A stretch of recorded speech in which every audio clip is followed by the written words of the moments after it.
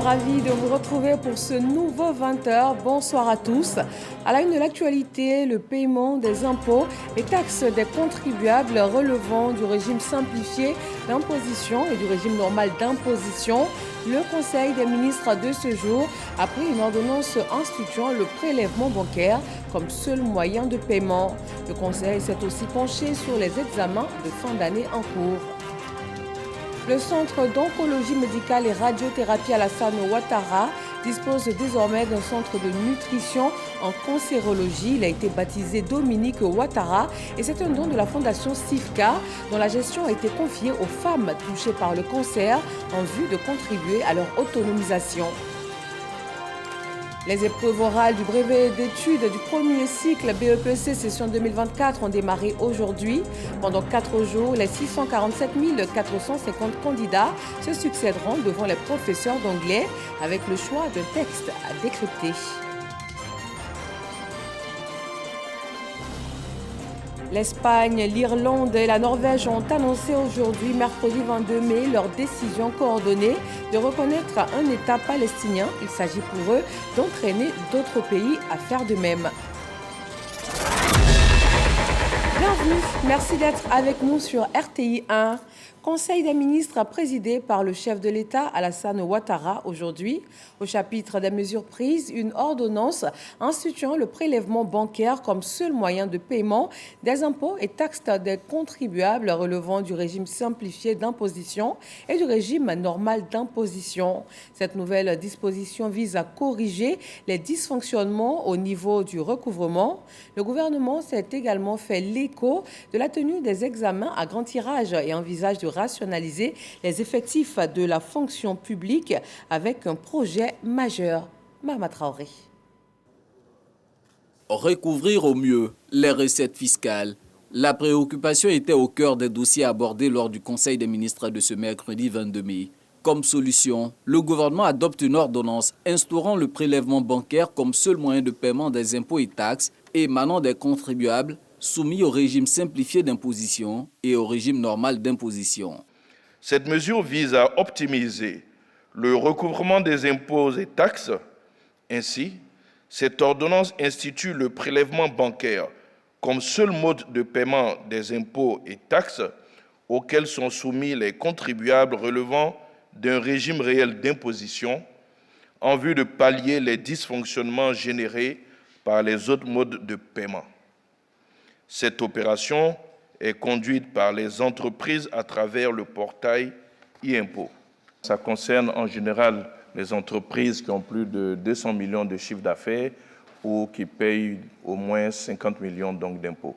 Je pense que toutes les entreprises qui sont concernées pourraient se retrouver dans ces indications. Mais il faut préciser que ce texte a été fait je dirais, d'accord parti avec donc, les entreprises. Il y a eu des discussions bien avant pour arriver donc à cette conclusion-là. Autre projet de loi ayant trait à la fiscalité. Cette fois, le Parlement autorise le président de la République à ratifier la convention signée le 7 décembre 2022 entre l'État de Côte d'Ivoire et le Qatar. La dite convention vise à prévenir la double imposition et lutter contre la fraude et l'évasion fiscale en matière d'impôt sur le revenu. L'idée est d'accroître les investissements et les échanges commerciaux entre les deux pays. Autre point abordé lors de ce conseil, la rationalisation des effectifs de la fonction publique à travers l'implémentation d'un projet majeur baptisé « Référentiel des emplois et des compétences de l'administration publique » RECAPI.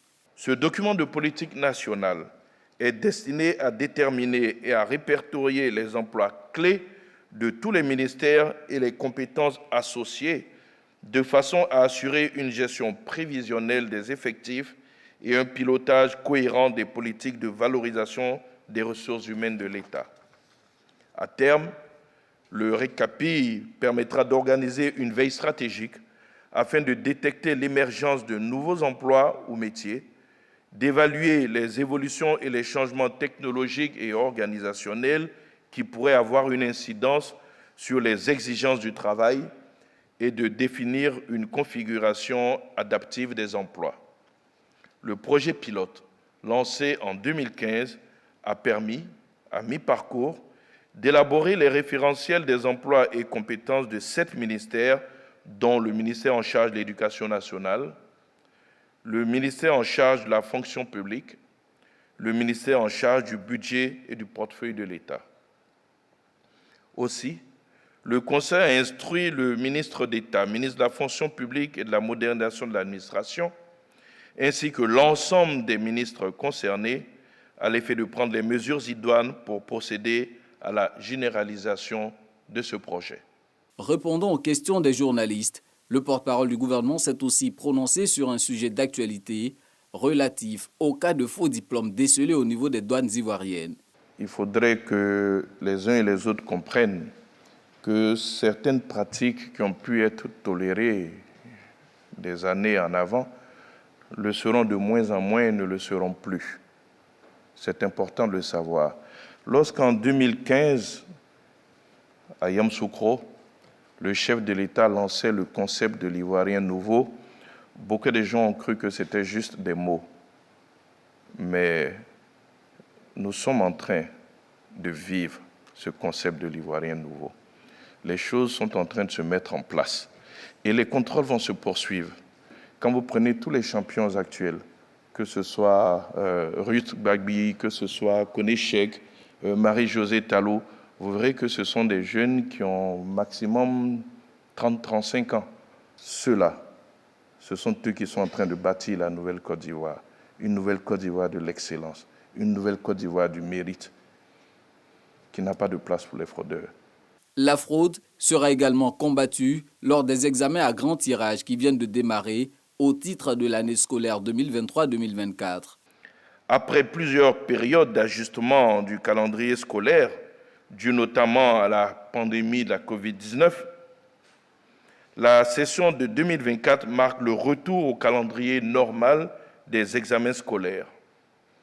Dans leur ensemble, les examens de la session 2024 enregistrent 1 638 317 candidats qui composeront dans 4 278 centres répartis dans les 41 directions régionales de l'éducation nationale et de l'alphabétisation. Il faut juste noter que sur les 1 638 317 candidats, nous avons 820 520 filles et 817 797 garçons. Comme vous pouvez le voir, dans notre pays aujourd'hui, nous avons plus de filles qui compétissent aux examens que de garçons.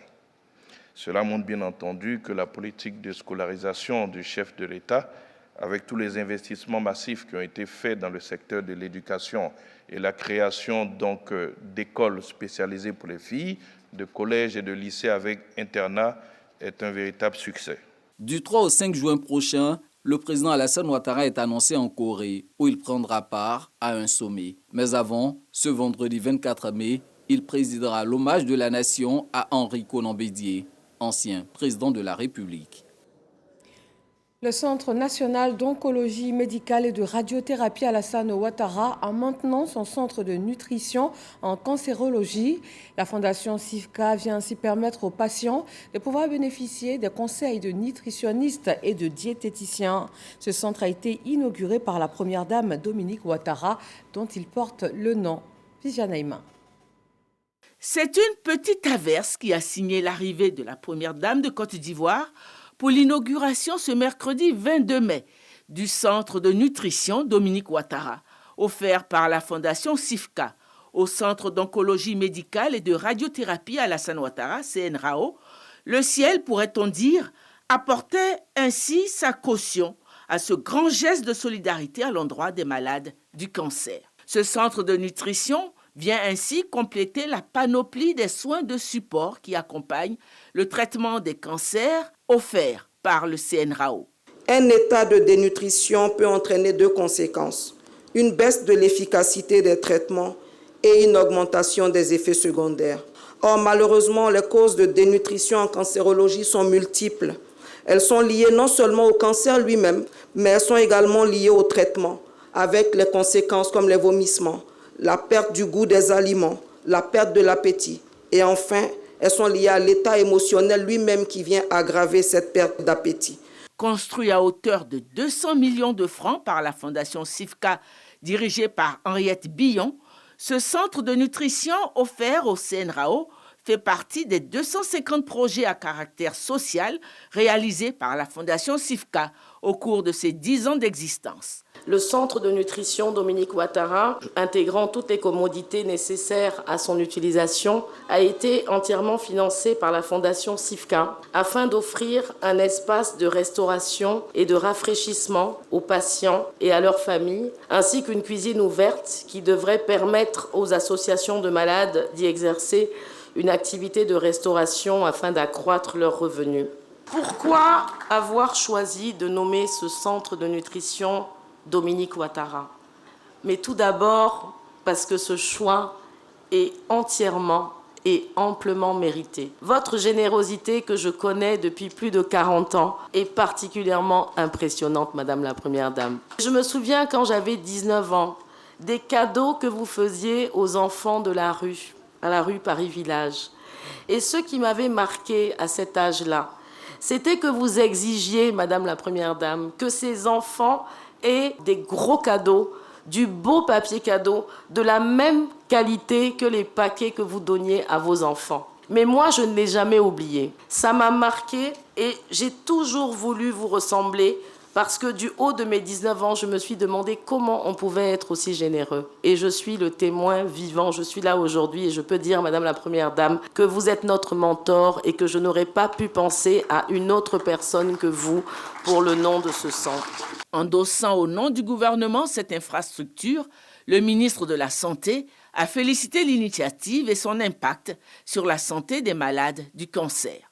Je souhaite exprimer ma reconnaissance à la Fondation CIFCA et à sa directrice pour son engagement sans faille dans la lutte contre le cancer et pour la création de ce magnifique centre de nutrition Dominique Ouattara que nous inaugurons ce jour. Ce centre comprend une cafétéria, des bureaux pour le personnel, une cuisine pour les ateliers de nutrition et une salle de kinésithérapie entièrement équipée par Madame la Première Dame pour une valeur de plus de 11 millions de francs CFA. Aujourd'hui, Madame la Première Dame, nous sommes heureux de vous dire, et avec joie, que la gestion de la cafétéria sera confiée aux patients du CNRAO. Oui, ces femmes fortes qui luttent comme des guerrières contre la maladie du cancer ont été sélectionnées en raison de leur expertise dans le métier de la restauration. En plus de l'équipement de la salle de kinésithérapie pour un montant de 11 millions de francs, la Première Dame de Côte d'Ivoire a offert du matériel de restauration et d'entretien et des vivres pour un montant de 10 millions de francs, plus une enveloppe de 2 millions de francs pour aider les femmes qui vont gérer la restauration à démarrer leurs activités. Autant de gestes qui montrent que c'est avec un grand élan de cœur que la Première Dame de Côte d'Ivoire, Dominique Ouattara, a accepté de s'associer à cette action de la Fondation CIFCA. Je salue cette initiative de la Fondation CIFCA qui contribue à faire reculer la maladie chez les patients. C'est pourquoi je tiens à remercier les généreux donateurs pour cette action de haute portée humanitaire. Je voudrais remercier tout particulièrement ma nièce, Henriette Billon, de la vision humaniste de la Fondation. Chère Henriette, ton engagement aux côtés des populations les plus vulnérables est remarquable. Je salue ton action qui aura, j'en suis convaincue, un impact majeur sur l'équilibre et la guérison des patients reçus au CNRAO. Mes encouragements vont enfin à l'endroit de mes sœurs qui luttent au quotidien contre le cancer. Je salue votre résilience et votre courage. Ce centre de nutrition est le vôtre et je vous exhorte à en profiter pleinement afin d'améliorer votre état de santé. J'encourage celles d'entre vous qui auront à charge la gestion de la restauration à mener ce projet à bien pour leur autonomisation. La remise symbolique des dons et la visite du nouveau centre de nutrition Dominique Ouattara est venue clore la cérémonie. Examen à grand tirage session 2024. Après le CEPE hier, c'est aujourd'hui au tour des candidats au BEPC de démarrer les épreuves par les oraux. Ils sont plus de 647 000 à composer en anglais. Au lycée moderne de Cocody, 750 candidats sur le listing. Aucun incident signalé pour cette toute première journée. C'est Forazegui. Des échanges entre un candidat et un professeur d'anglais. C'est le démarrage des épreuves orales comptant pour le brevet d'études du premier cycle BEPC. Les candidats ont le choix parmi une dizaine de tests, puis se préparent avant de se soumettre aux questions de l'examinateur.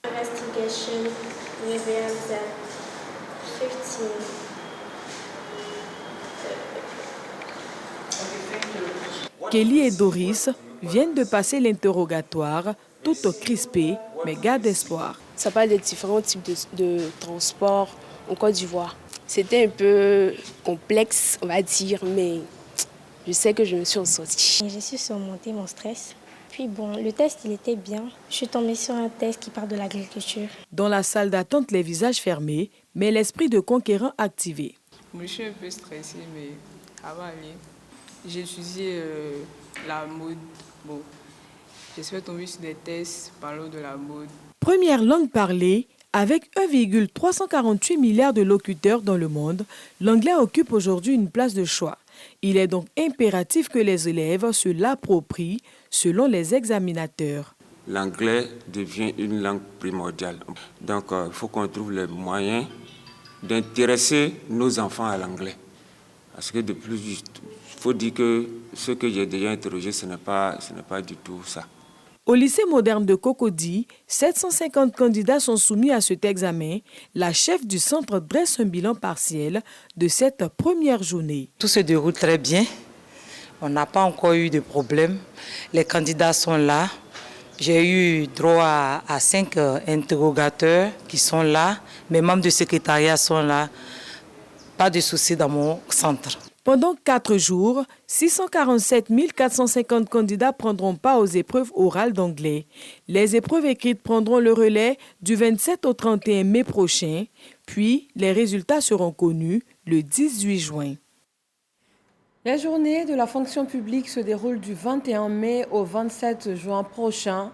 La performance du service public dans un contexte de modernisation pour l'administration est le challenge mis en avant cette année. Grâce Kando. 4e édition des journées de la fonction publique. La ministre d'État, ministre de la fonction publique, donne le ton. Mais avant, Anne-Désirée Ouloto fait le point de l'édition précédente. L'examen récent des résultats de ces JFP 2023 révèle un taux de satisfaction impressionnant qui dépasse les 86% et qui souligne ainsi l'impact tangible de ces rencontres sur notre communauté d'agents et fonctionnaires de l'État. Alors, à travers ces journées, nous avons pu jeter les bases d'une analyse approfondie des défis et des mutations sociales, offrant ainsi un cadre propice à la formulation de réponses adaptées à l'évolution de notre société. Les journées de la fonction publique visent entre autres à vulgariser les réformes engagées en matière de transformation et de modernisation du service public. C'est pourquoi la ministre d'État Anne-Désirée Ouloto engage tous les fonctionnaires et agents de l'État à l'implication. Je voudrais donc lancer un appel à la mobilisation de chacune et de chacun d'entre vous, fonctionnaires et agents de l'État, pour une participation active à ces journées.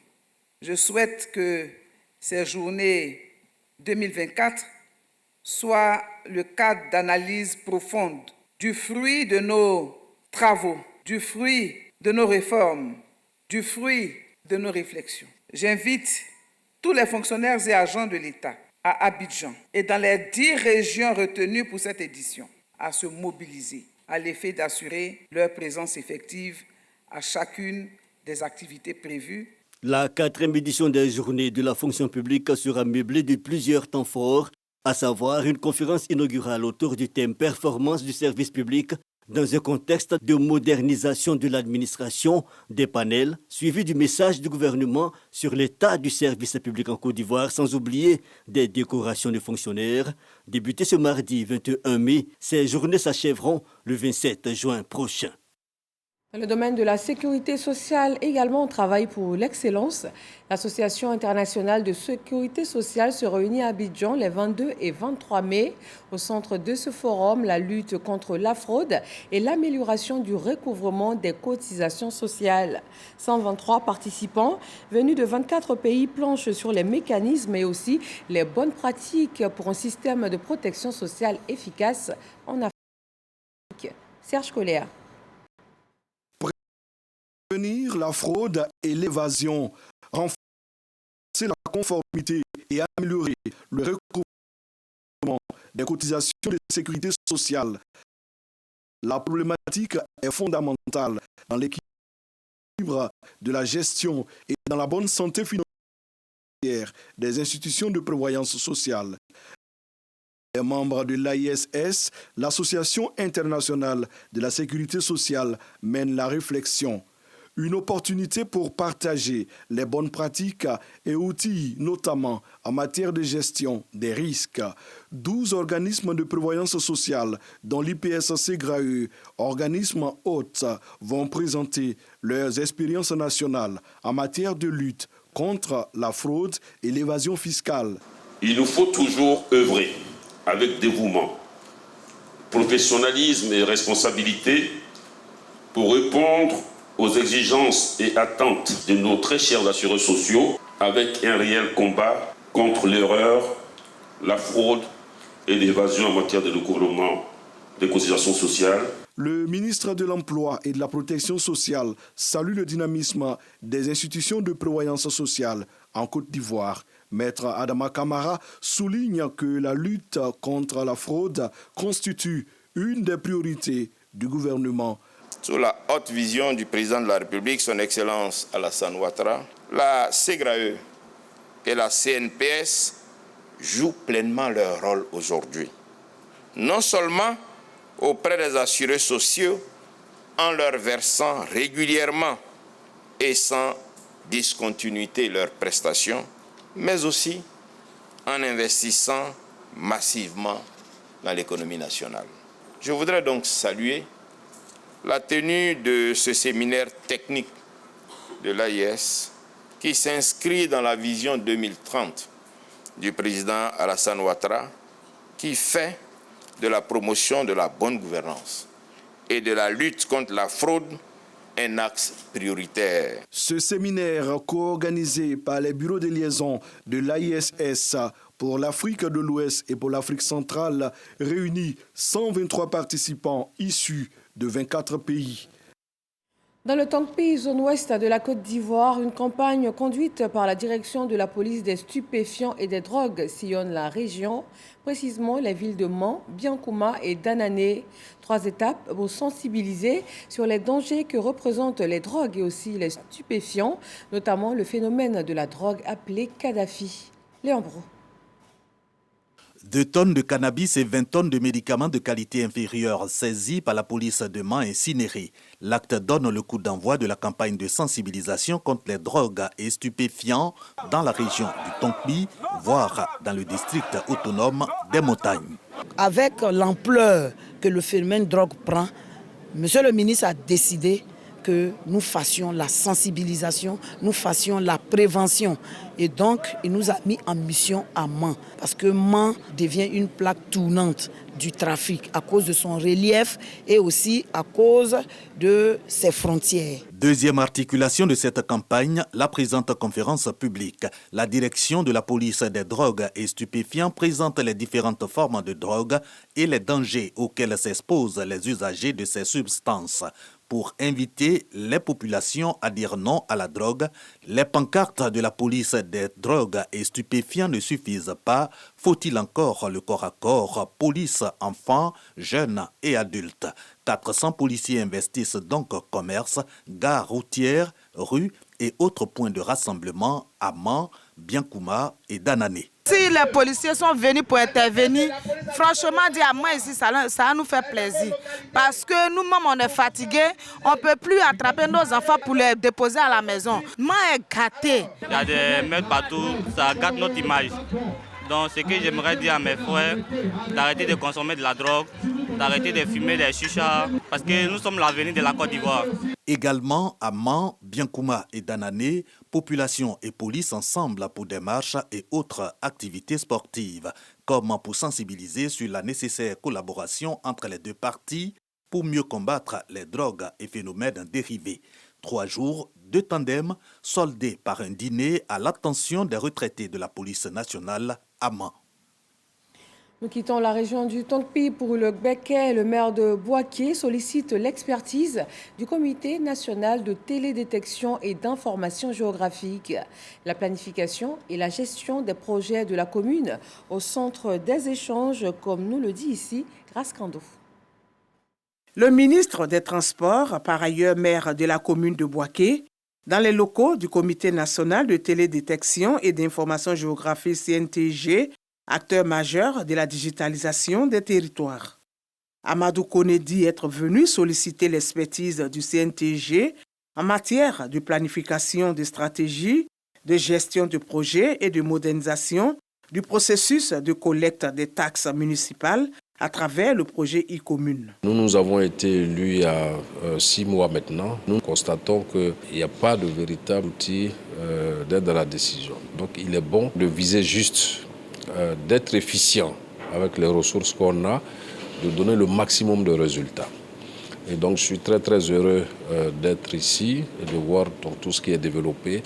Nous allons continuer donc, les échanges pour très rapidement conclure donc, une convention pour que le CNTG puisse appuyer donc, la mairie de Boaké. Nous voulons vraiment moderniser la gestion de la mairie. Nous voulons que ce soit une mairie de laquelle les populations de Boaké se retrouvent, que tout le monde participe et que les choses se fassent de la façon la plus transparente. Un partenariat qui s'annonce sous de bons auspices avec déjà la présentation d'une plateforme conçue par le CNTG dénommée Digit Boaké. Elle se résume en plusieurs projets, dont le diagnostic complet de la commune de Boaké en termes d'infrastructures socio-économiques de base.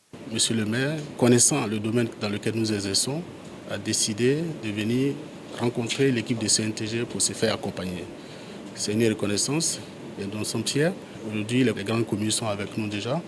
Donc nous pensons que c'est un modèle qui doit être poursuivi. Et Boaké, c'est un autre modèle qu'il faut développer parce que c'est une commune à part entière qui a un dynamisme un peu différent de celle d'Abidjan. Et donc il faut repenser la chose. Il faut mettre un laboratoire en place de nouvelles idées. Et le ministre, il est adepte de ces innovations. Et nous sommes vraiment très honorés. Solutions géospatiales et cartographie, systèmes d'information géographique et technologies drone font partie des activités du CNTG. À Bali, en Indonésie, la question de la gestion des ressources en eau reste au cœur du 10e Forum mondial de l'eau. La Côte d'Ivoire, représentée par le ministre Laurent Tchagba, s'est exprimée à la tribune hier mardi. Eugène Atoubé nous fait le point de l'intervention ivoirienne. L'accès à l'eau saine pour tous les usagers et à un assainissement adéquat. Une préoccupation légitime des populations en passe de trouver aujourd'hui une solution définitive. Dans la déclaration pays lue par le ministre Laurent Tchagba, la stratégie de la Côte d'Ivoire pour arriver au résultat actuel a été portée à la connaissance de tous les experts et participants présents au forum sur l'eau à Bali. Une stratégie qui procède de la vision du président de la République Alassane Ouattara en matière de gestion des ressources en eau. Vision déclinée en plusieurs actions prioritaires. Au niveau des ressources en eau, la politique nationale de l'eau a inscrit en urgence la mise en œuvre de l'AGIR à travers des actions prioritaires que sont la connaissance, la protection, la mobilisation et une gestion durable des ressources en eau, le renforcement de la gouvernance à travers la coopération et la gestion concertée des organismes et agences de bassin, le financement durable de l'AGIR. Au niveau de l'eau potable, pour satisfaire les besoins des populations, le gouvernement a initié plusieurs programmes, notamment le programme social de gouvernement Eau pour tous, le programme de renforcement eau et genre, le renforcement et l'extension du réseau d'eau potable d'Abidjan, le programme d'optimisation de l'utilisation des ressources en eau, la continuité et l'amélioration de la fourniture d'eau potable en milieu rural. Outre les domaines ressources en eau et eau potable, celui de l'assainissement est également objet d'attention. Et justement, la Côte d'Ivoire s'est fixée comme objectif à l'horizon 2030 un meilleur accès aux services de base d'assainissement pour tous. La Côte d'Ivoire a pris l'engagement de développer des actions qui s'articulent autour des axes prioritaires suivants: la valorisation des sous-produits de l'assainissement non collectif, l'accélération des taux de vidange, le traitement des boues de vidange par l'innovation technologique, la transformation du secteur en pourvoyeur d'emplois et d'affaires. C'est pourquoi il est nécessaire d'appliquer des dispositions réglementaires et institutionnelles prévues par le Code de l'eau promulgué en novembre 2023. À travers la déclaration pays lue par le ministre Laurent Gbagba, la Côte d'Ivoire laisse découvrir son expérience en même temps qu'elle peut exprimer ses attentes. Ce 10e Forum mondial de l'eau lui offre l'opportunité de renforcer ses capacités en matière de gestion intégrée des ressources en eau via la coopération, les partenariats et les financements. De Bali, nous prenons la direction de Paris pour Vivatech, rendez-vous annuel consacré à l'innovation technologique et aux start-up. Plus de 150 000 délégués issus des 4 coins du monde sont attendus pour ce plus grand salon d'Europe dédié à l'innovation technologique, avec des idées originales afin d'impacter positivement l'environnement, la cybersécurité et aussi la mobilité. Des jeunes Ivoiriens proposent leur savoir-faire et la RTI y propose des programmes attractifs et des partenariats. Amadou Ouattara. Un véhicule sans moteur, pas assez démocratisé sous nos tropiques. Il s'agit d'une voiture électrique de 5 sièges, d'une autonomie d'au moins 400 km à une vitesse de 217 km par heure. La marque travaille pour une accélération de la transition mondiale vers une énergie durable. Non loin, cet autre promoteur propose de faire de l'économie avec sa solution, un véhicule qui alimente le domicile. En quoi ça consiste le véhicule To Grid? Tout simplement, ça va être d'appréhender la batterie d'un véhicule électrique comme une réserve d'énergie, vraiment à proprement parler. L'avantage du V2G, il va être pécunier, il va être sur l'argent, tout simplement.